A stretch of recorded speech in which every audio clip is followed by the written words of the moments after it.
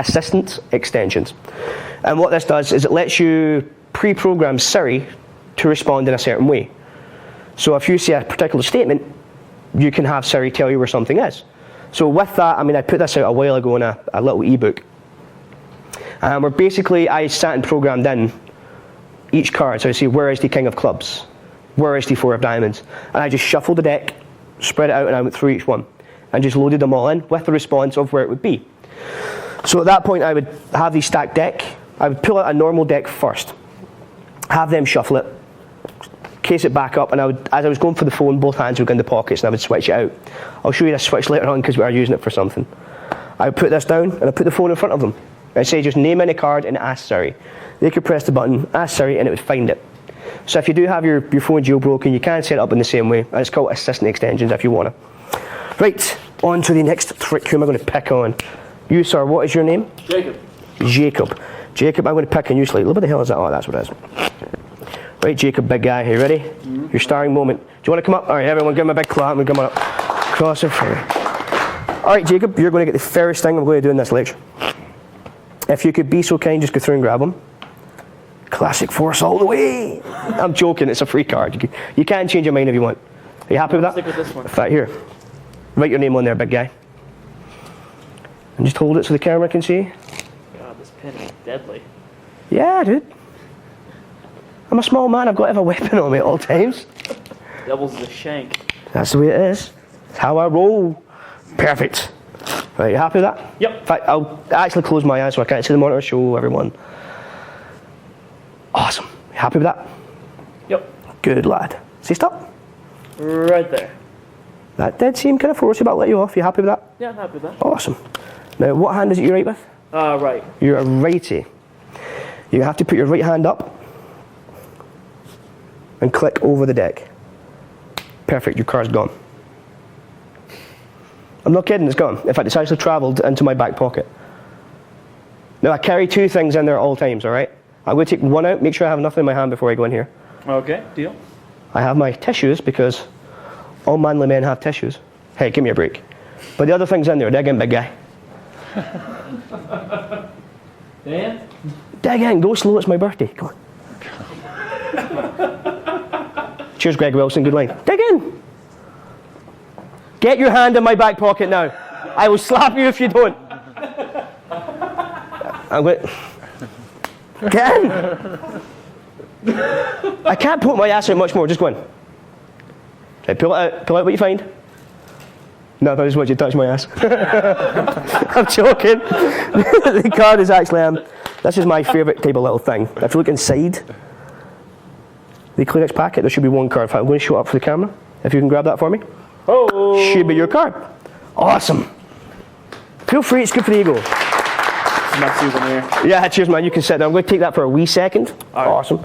Right, this is one of those silly things. The presentation you see there is the way I present it all the time. I just like to get the biggest man in the place and just have them put their hand in my trousers and do a whole bunch of ass jokes. I do apologise. It's kind of sad I'm the biggest guy in here.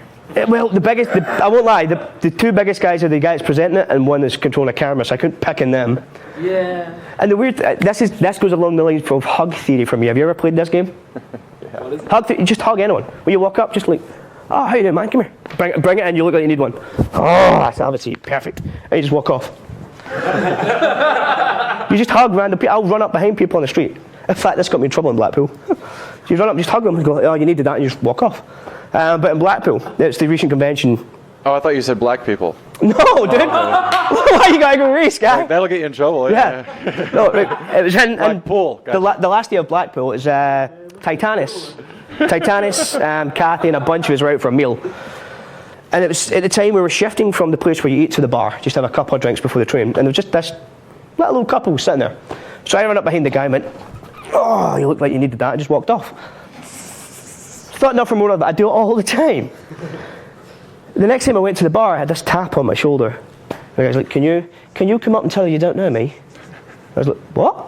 It's like, yeah, can you come up and tell her you don't know me? It's like, dude, what's going on?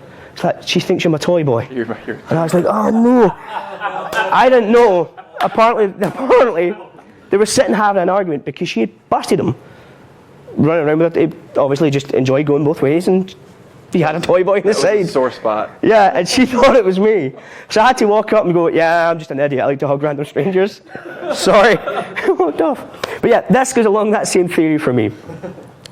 And it works out well for me because I'm a short man. If I pick on the biggest person in the room, it's a good way to social proof yourself in any situation, because if the smallest guy in the room is just going up the biggest guy and going, have a seat. Oh, Do you know what I mean? It defuses any situation. It could be the biggest, most alpha man on the planet, and now they've just hugged you like a little hobbit. To everyone else in the room, you've just taken everyone away from him. It's awesome. At the end, I do give it back. I mean, I'm not going to keep these sort of sustain there, but it helps break the ice, if that makes sense. It's kind of one of those weird social dynamic things. And again, this goes along the same line, because I'll pick the biggest guy and I'll have them rooting about in my pocket and feeling my ass, and then you do the Greg Wilson line, like, yeah, go slow, it's my birthday. Sometimes when they come out, I'll say, dude, you went for that, you really cupped. Was it firm enough for you? Firm enough? And play with it. But it's basically a card to wallet gimmick.